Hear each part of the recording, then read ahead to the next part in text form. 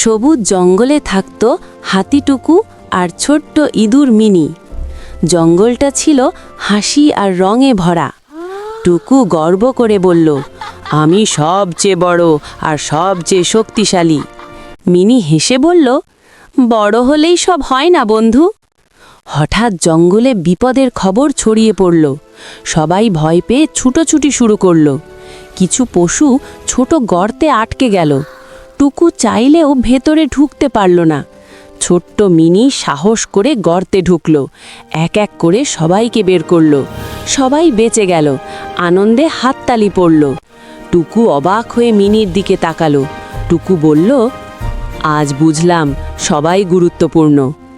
শিক্ষা: আকার নয়, বুদ্ধি আর সাহসী আসল শক্তি।